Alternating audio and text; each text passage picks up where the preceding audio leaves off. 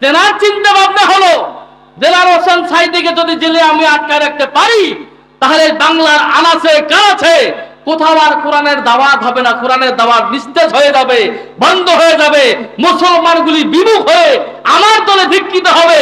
কিন্তু তেনার সম্পূর্ণ ধারণা ভুল করে দিয়েছেন। তিনি কে? আল্লাহ। জোরে বলেন তিনি কে? আল্লাহ। একজন সাঈদীকে জেলে বন্ধ করে চক্রান্ত করে মেলে ফেলার কারণে, আল্লামা দেলওয়ার হোসেন সাঈদীকে চক্রান্ত করে মেরে ফেলার কারণে বাংলাদেশের আনাচে কানাচে, বাংলাদেশের প্রত্যেকটি গ্রামে গঞ্জে এক সাঈদী নয় লক্ষ লক্ষ সাঈদী আল্লাহ পাক তৈরি করে দিয়েছে। ঠিক কি না বলে? সম্মানিত ভাইয়েরা, দলমত নির্বিশেষে বলছি, মাওলানা আব্দুল হামিদ খান ভাসানী রাহমাতুল্লাহি আলাইহি এরকম মর্দে মুজাহিদ যদি একজন আল্লাহর বান্দা থাকে, আপনি কোনদিনই ইসলামকে আটকে রাখতে পারবেন না। ইসলামের বিজয় দিবে কি? আল্লাহ। জোরে কয় না কে? আল্লাহ। ভয় পাচ্ছেন? আরে এখন কি পুলিশ টুলি ধরবো নাকি? কোনো ভয় আছে? আলহামদুলিল্লাহ। জোরে বলেন আলহামদুলিল্লাহ। সম্মানিত ভাইয়েরা আমার, গভীর মনোযোগ লাগান। হযরত ওমর ফারুক রাদিয়াল্লাহু তাআলা উন্মুক্ত তরবারি বের করে ফেললেন। হযরত আলী রাগান্বিত হয়ে গেল, চোখগুলো বড় বড় করে ফেললেন। আল্লাহর পয়গম্বর বুঝতে পারলেন ঘটনা ঘটে যাবে। আল্লাহর নবী ইশারা করলেন, ওমর বসে পড়ো, কারণ সমস্যা হয়েছে, সমস্যার সমাধান করার দায়িত্ব আল্লাহ তোমাকে দেয় নাই। কথা কয় না? কথা কয় না বাবা? সমস্যা হয়েছে, সমাধানের মালিক কে? জোরে বলে। ওমর ফারুক নবীর ইশারা বুঝতে পারলে ওমর ফারুক বসে পড়লেন। হযরত আলী রাদিয়াল্লাহু তাআলা বসে পড়লেন। আল্লাহর নবীজি অপেক্ষা করতেছে, ওয়েট করতেছে। নবীজি যখন ওয়েট করতেছে, ফেরেশতা জিবরাইল নবীজির কাছে হাজির হয়ে গেলেন। আল্লাহু আকবার। ভাই কষ্ট হচ্ছে আপনাদের? না। খারাপ লাগতেছে কি খুব? চলবে? সাউন্ড পাই না। চলবে? কারা কারা শুনবেন না দুহাত তুলে দেখায়। কারা কারা? কি কয় বোঝেন নাই? নতুন নতুন, হ্যাঁ নতুন। আচ্ছা, কারা কারা শুনবো আমরা আলোচনা? দুহাত তুলে লিল্লাহে তাকবীর। জোরে আওয়াজ দিয়ে লিল্লাহে তাকবীর। এই কানিটা তোলে নাই যে কিছু কিছু যুবক আমার এইরকম করতেছে, হুজুর যাতে আবার না দেখে। আরে হুজুরকে দেখা বড় সাবজেক্ট না, হাত দেখা সাবজেক্ট হলো আল্লাহ। কথা কয় না? আল্লাহ, এ তাকওয়া রাখতে হবে।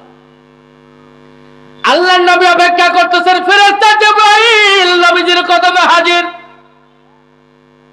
ইয়া রাসূলুল্লাহ, ইয়া হাবিবাল্লাহ, নবীজি আল্লাহ পাক সালাম দিয়েছে, আল্লাহ পাকের সালাম গ্রহণ করুন নবী গো। আমি জিবরাইল, আমার সালাম গ্রহণ করুন। সালাম কালাম শেষ। আল্লাহ পাকের জিবরাইল বলে, রে জিবরাইল, আল্লাহ পাক এই সমস্যার সমাধানের জন্য কোন কি আয়াত নাযিল করেছে? জিবরাইল বলছে, হুজুর আল্লাহ পাক অবশ্যই আয়াত নাযিল করেছে, কিন্তু আল্লাহ পাকের মনটা বড় বেজার। মন বড়, আমি আগে বলেছি দুই জায়গায় পাগলামি চলে না। খুব খেয়াল, এটা পাগলামির জায়গা না, এটা আদবের জায়গা। এখানে যত আদব সহকারে বসে থাকবেন, তত আল্লাহ পাকের রহমত নিয়ে বাসায় যাবেন। ঠিক কিনা? জোরে বলেন কথা ঠিক কিনা? কারণ আয়োজক যে কমিটি হোক না কেন, আলোচনা কোরআন হাদিস থেকে হবে, এর নাকি এর বাইরে হবে? কথা বলেন না। আয়োজক যে কোনো কমিটি হতে পারে, কিন্তু আলোচনা কোরআন হাদিসের বাইরে হয়? কোন বক্তা কি এসে তার বাপ দাদার কিচ্ছা বলে যায় নাকি আলোচনা কোরআন হাদিস থেকে বলে? কথা কয় না কেন রে? কোরআনের ময়দানে একটু আদব সহকারে থাকেন, তাহলে কিছু পাবেন। গন্ডগোল করলে আপনি বুঝবেন কালকে, আমাদের বলা লাগবে না। আল্লাহ পাক সহিহ বুঝদান করুক, আমিন বলেন। আরো জোরে বলেন। ফেরেশতা জিবরাইল, হুজুর আল্লাহ পাক সমস্যার সমাধান দিয়েছে, কিন্তু যখন আল্লাহ পাক আমারে হুকুম করেছে আপনার কাছে আসার জন্য, আমি বুঝতে পারলাম কেন জানি আল্লাহ পাকের মনটা একটু বেজার। বলছে জিবরাইল রে, আল্লাহ পাক কি সমাধান দিয়েছে তাড়াতাড়ি খুলে বলো। আল্লাহর ফেরেশতা জিবরাইল বলে, হুজুর আল্লাহ পাক সূরা হুজরাতের 2 নম্বর আয়াতে কারীম নাজিল করে আজকের এই ঘটনার সমাধান নিয়ে বাংলাদেশ নয় গোটা পৃথিবীর সমস্ত আপনার উম্মতদেরকে হুঁশিয়ারি আল্লাহ পাক করিয়ে দিয়েছে। আল্লাহ রাব্বুল আলামিন বলেন, ইয়া আইয়ুহাল্লাযীনা আমানু লা তারফাউ আসওয়াতাকুম ফাওকা সাউতিন নবী ওয়ালা তাজহারু লাহু বিল কওলি কাহজারি বাদিকুম লিবাদিন আন তাহাবাতা আমালুকুম ওয়া আনতুম লা তাশউরুন।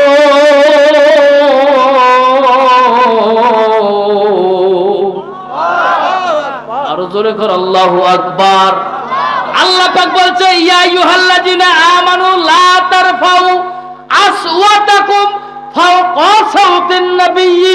আল্লাহ বলে, হে ঈমানদারেরা, বিশ্বাসীরা, তোমরা যখন আমার নবীর সামনে গিয়ে কথা বলবা, আসওয়াতাকুম ফাওকা সাউতিন নবী, তোমরা যখন আমার নবীর সামনে গিয়ে কথা বলবা, তোমরা যেমন দুনিয়ার জমিনের এক ভাই আর এক ভাইয়ের সামনে জোর গলায় কথা বলো, বুঝবেন কি গলায় কথা বলি না, ভাই কেমন আছেন, উনিও কয় ভাই কেমন আছেন, সাউন্ড জোরে না আসতে কথা কয় না।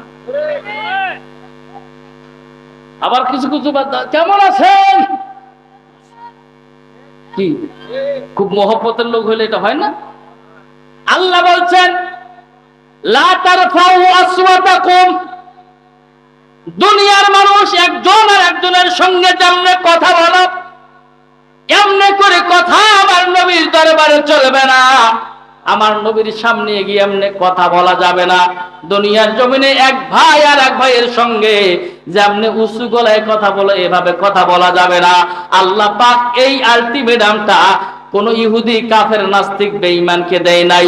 আল্লাহ পাক বলছে, ইয়া আইয়ুহাল্লাযিনা আমানু, তোমরা যারা ঈমান এনেছো, তোমরা যারা ঈমানদার, আল্লাহ বলছে, হে ঈমানদারেরা, তোমরা যারা ঈমান এনেছো, আমি তোমাদেরকে আলটিমেটাম দিলাম, তোমরা একজন আর একজনের সঙ্গে দুনিয়ায় যেমনে করে কথা বলো এমনি করে কথা, খবরদার খবরদার, লা তাসমাউ, লা খবরদার, আমার নবীর দরবারে গিয়ে তোমরা এভাবে কথা বলো না। আসওয়াতাকুম ফাওকা সাউতিন নবী, আসওয়াতাকুম, এভাবে কথা আমার নবীর দরবারে বলা যাবে?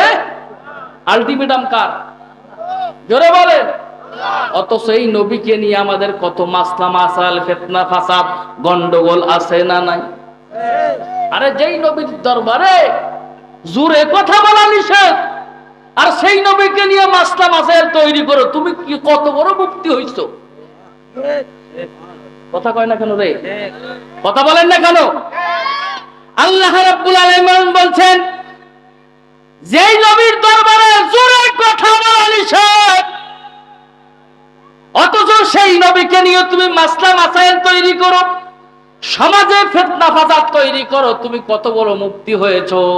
দুনিয়ার জমিনে আমরা আপনাকে মাপকাঠি করলে না করলে চলবে, কিন্তু ময়দানে হাসরে আল্লাহর নবীকে নিয়ে ফিতনা ফাসাদ তৈরি করার কারণে জবাবদিহিতার কাঠগড়ায় আপনাকে দাঁড় হতে হবে। কথা বলেন, কথা ঠিক কিনা?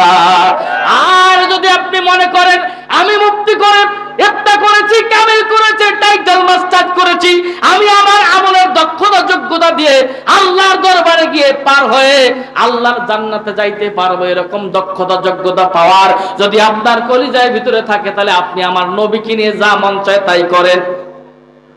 জোরে বলেন। আর যদি আপনি মনে করেন বিচারের কাঠগড়ায় আল্লাহর দরবারে আপনাকে জবাব দিয়ে তা একদিন করতে হবে, এই ইখলাসে ঈমান যদি আপনার ভিতরে থাকে, অনুরোধ করে যাই, আর যাই করেন না কেন, আপনি সুদের বিরুদ্ধে মাসলা দেন, আমরা আপনার পক্ষে থাকবো। ঠিক কিনা বলেন? আপনি ঘুষের বিরুদ্ধে মামলা দেন, মাসলা দেন, আমরা আপনার পক্ষে থাকবো। কি বলেন? আপনি জিনাখোর, বেঈমান, নাস্তিক, অত্যাচারী যারা করে তাদের বিরুদ্ধে মাসলা দেন, আমরা আপনার পক্ষে থাকবো।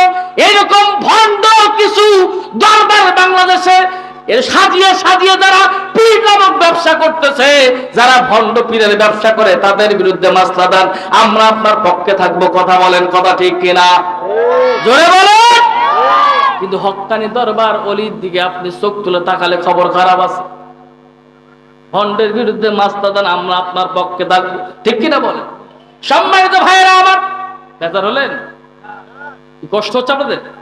খারাপ লাগতেছে? আল্লাহ পাক বললেন, ইয়া আইয়ুহাল্লাযীনা আমানু লা তারফাউ আসওয়াতাকুম ফাওকা সাওতিন নবী। হে ঈমানদাররা, দুনিয়ার জমিনে তোমরা একজন আরেকজনের সঙ্গে যেমনে কথা বলো, এরকম করে উচ্চ স্বরে উচ্চ আওয়াজে আমার নবীর সামনে কথা বলা যাবে না। আলটিমেটাম দিয়েছেন কে? যদি তোমরা কখনো কোনো সময় আমার নবীর সামনে গিয়ে এরকম উঁচু গলায় কথা বলে ফেলো, কে বলে? আল্লাহ পাক বলে, যদি কখনো কোনো সময় এরকম করে উঁচু গলায় আমার নবীর সামনে তোমাদের কণ্ঠটা উঁচু হয়ে যায়, ওয়ালা তাজহারু লাহু বিল কওলি কাযহারি বা'দিকুম লিবা'দিন আন তাহাবাত আমালুকুম ওয়া আনতুম লা তাশউরুন।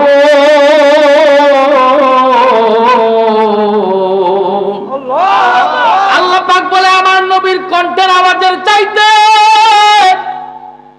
যদি কখনো কোনো সময় তোমাদের কণ্ঠের আওয়াজ বিন্দু মাত্র বেশি হয়ে যায়, একটু বাড়িয়ে যায়, আল্লাহ বললেন, ওয়ালা তাজহারু লাহু বিল কওলি কাযহারি বা'দিকুম লিবা'দিন আন তাহাবাত আমালুকুম। তোমরা যারা গোপনে গোপনে আমি আল্লাহর সন্তুষ্টি অর্জনের জন্য গোপনে গোপনে তোমরা যে আমলগুলি অর্জন করেছো জান্নাতে যাওয়ার জন্য, গোপনে গোপনে যে আমলগুলি অর্জন করেছো, আমার নবীর কণ্ঠের চাইতে তোমাদের কণ্ঠের আওয়াজ যদি বিন্দুমাত্র বড় হয়ে যায়, আমি আল্লাহ তোমাদের ওই গোপনীয় আমলগুলিকে ধ্বংস করতে বিন্দুমাত্র দেরি করব না। জোরে বলেন নাউযুবিল্লাহ। কথা আমার বুঝতে পারছেন আপনারা? এ পাবলিক নাই, কথা আমার বুঝতে পেরেছেন? কি কয় রে? আমার কথা কি আপনারা বুঝতে পেরেছেন?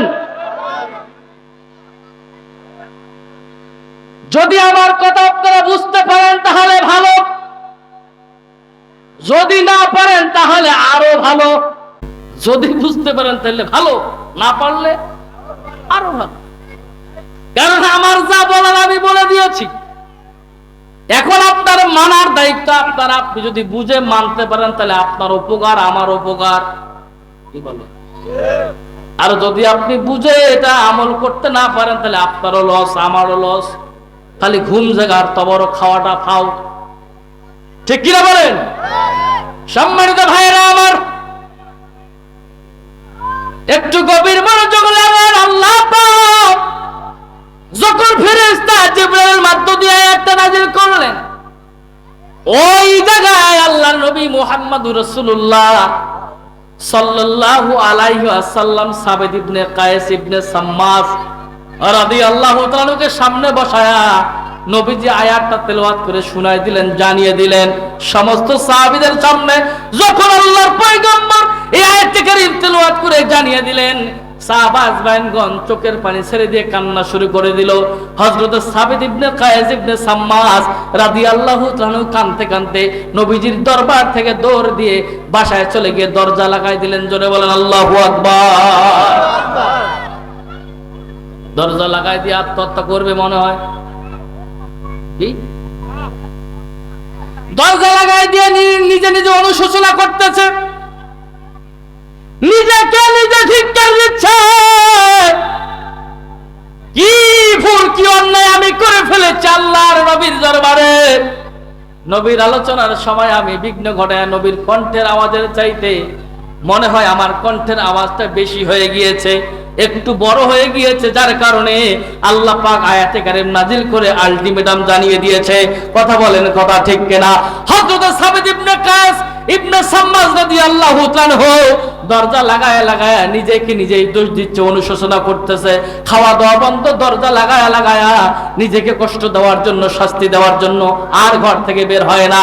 জোরে বলেন মারহাবা। যদি আল্লাহ পাক কখনো রিজিক লেখে, আমি এখানে শেষ করছি। ওয়া আখিরু দাওয়ানা আলহামদুলিল্লাহি রাব্বিল আলামিন। আসসালামু আলাইকুম ওয়া রাহমাতুল্লাহি ওয়া বারাকাতুহু।